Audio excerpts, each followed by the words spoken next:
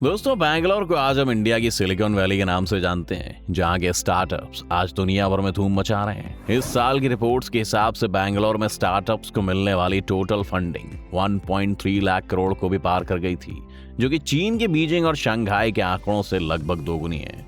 पर क्या आप जानते हैं कि आज बैंगलोर की सक्सेस के पीछे कंप्यूटर बग का हाथ था? जी हाँ, एक ऐसा बग जिसने पूरी दुनिया को मुसीबत में डाल दिया था और कई सारे न्यूक्लियर रिएक्टर्स में लीकेज का खतरा था।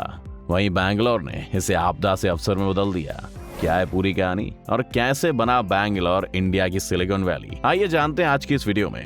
लेकिन वीडियो शुरू होने से पहले अगर आप चैनल पर नए हैं या आपने अभी तक चैनल को सब्सक्राइब नहीं किया है तो चैनल को सब्सक्राइब करना और बेल आइकन दबाना ना भूलें। तो जिस कंप्यूटर बग की हमने पहले बात की थी उसे Y2K के नाम से जाना जाता है।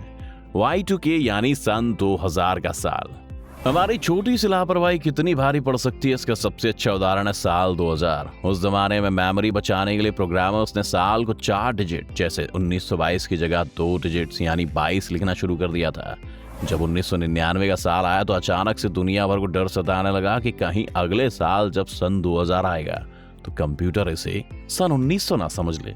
इससे कई अलग तरह की दिक्कतें पैदा हो सकती थी। बैंक के सारे रिकॉर्ड्स जिसमें लोन्स और बाकी फंड्स की जानकारी थी उस पर खतरा मंडराने लगा। सुपरमार्केट्स और हॉस्पिटल्स का डेटा भी खतरे में था। कोई नहीं जानता था कि ऐसी हालत में क्या किया जाए। ये एक डिजिटल आपातकाल जैसा था। साल के अंत तक हालत ये हो चुकी थी कि लोगों में हड़बड़ी मची थी और सभी अपनी बैंक डिटेल्स पूरी डिटेल में पेपर पर प्रिंट करवा रहे थे ताकि उनका पैसा बैंक में ना फंस जाए। कई लोगों ने तो अपने खाते तक बंद करवा लिए थे। इस बग के बारे में इंजीनियर्स ने 1993 में सोचना शुरू कर दिया था, लेकिन टास्क बहुत मुश्किल था। एक तो दुनिया के सभी कंप्यूटर्स में सॉफ्टवेयर को अपडेट करना था और दूसरी बात यह थी कि ये सॉफ्टवेयर्स 60 और 70 के दशक में लिखे गए थे जब कोबोल लैंग्वेज का इस्तेमाल होता था। लेकिन 90 के दशक तक लगभग सभी इंजीनियर्स ने जावा या बाकी एडवांस लैंग्वेजेस पर काम करना शुरू कर दिया था और कोबोल के इंजीनियर्स कम थे। तब काम आया इंडिया का एजुकेशन सिस्टम, जो अब भी बच्चों को कोबोल ही पढ़ा रहा था। भारत में कोबोल के इंजीनियर्स को कोई कमी नहीं थी और इनमें से ज्यादातर लोग बैंगलोर में थे, जिसके बाद बैंगलोर की कंपनीज ने सॉफ्टवेयर दुनिया भर से सस्ती कीमतों पर अपडेट करने का कॉन्ट्रैक्ट ले लिए। इस प्रोजेक्ट के बाद इन कंपनीज और दुनिया की बाकी कंपनीज के बीच एक नया रिश्ता बन गया, जिस वजह से यहाँ से डिमांड कभी कमी नहीं हुई और आईटी सेक्टर को और भी बड़ा पुश मिला। लेकिन अगर सिर्फ इस इवेंट को ही हम बैंगलोर की तरक्की का अकेला कारण मान लें तो ये भी सही नहीं होगा, क्योंकि बैंगलोर ने पहले ही ऐसा इंफ्रास्ट्रक्चर तैयार किया हुआ था कि इनके पास इतने इंजीनियर्स थे। अगर सिर्फ लक की बात हो तो बैंगलोर की जगह दिल्ली, मुंबई या और भी कोई बड़ा शहर आईटी हब बन सकता था, लेकिन बैंगलोर की सक्सेस में उनकी हिस्ट्री का भी काफी रोल था। अगर वक्त के पहिए को हम पीछे ले जाएं तो हमें 1953 में चलना होगा, जब इंडियन गवर्नमेंट ने हिंदुस्तान मशीन टूल्स को बैंगलोर में स्टैब्लिश किया। इसके बाद धीरे धीरे यहाँ पर कुछ और हैवी मशीन इंडस्ट्रीज भी आने लगी। इसके बाद 1962 की जंग हुई, जिसने यहाँ की इंडस्ट्री को वॉर टाइम में बहुत बूस्ट किया। इससे पहले 1959 में DRDO भी यहाँ पर अपनी फैसिलिटी स्टैब्लिश कर चुकी थी, जिस वजह से उन्हें भी टैलेंटेड इंजीनियर्स की जरूरत पड़ती रहती थी। हमें ये भी नहीं भूलना चाहिए कि बैंगलोर में इंडियन इंस्टीट्यूट ऑफ साइंस भी है, जो पूरे एशियन पैसिफिक रीजन में अपनी इनोवेशन टेक्नोलॉजीज के लिए जाना जाता है। यानी बैंगलोर में शुरू से ही एडवांस टेक्नोलॉजीज और इनोवेटिव आइडियाज हाई डिमांड पर थे, जिससे कि शहर ने पूरे देश के टैलेंटेड लोगों को यहाँ इन्वाइट किया।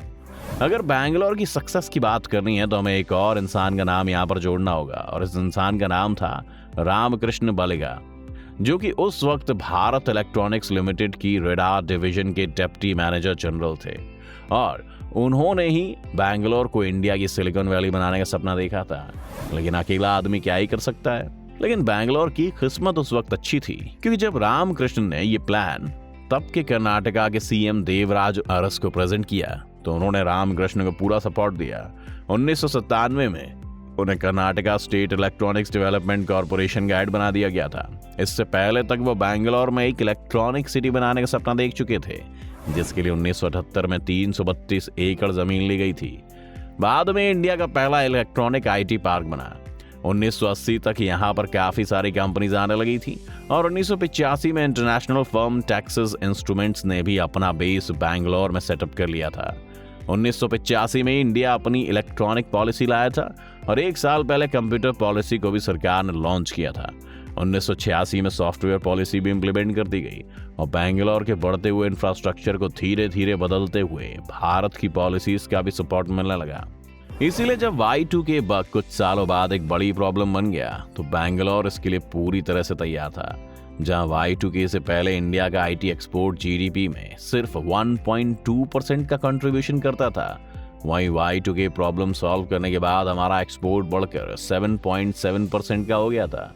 आज कर्नाटका की इकोनॉमी में अकेले बैंगलोर का कंट्रीब्यूशन 43% का है और पूरे इंडिया के सॉफ्टवेयर एक्सपोर्ट्स में से 35% सिर्फ बैंगलोर से ही आता है। 2022 के पहले 3 महीने की स्टार्टअप फंडिंग्स में से 50% सिर्फ बैंगलोर बेस्ड स्टार्टअप्स के पास गए हैं और आज पूरी तरह से बैंगलोर स्टार्टअप ड्रिवन शहर बन गया है।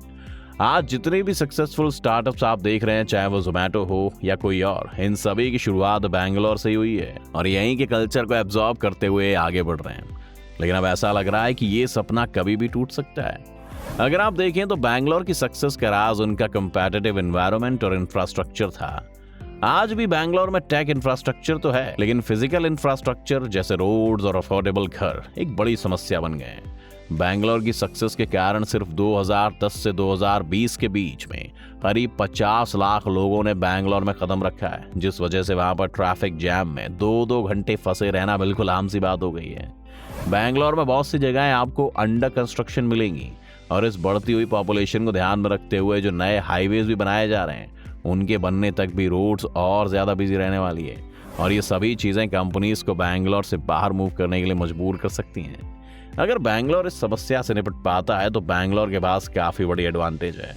आज इलेक्ट्रॉनिक सिटी का दायरा 800 एकड़ तक बढ़ चुका है और यहाँ इन्फोसिस और TCS जैसी 67,000 रजिस्टर्ड कंपनीज हैं, जहाँ 15 लाख से भी ज्यादा लोग काम कर रहे हैं।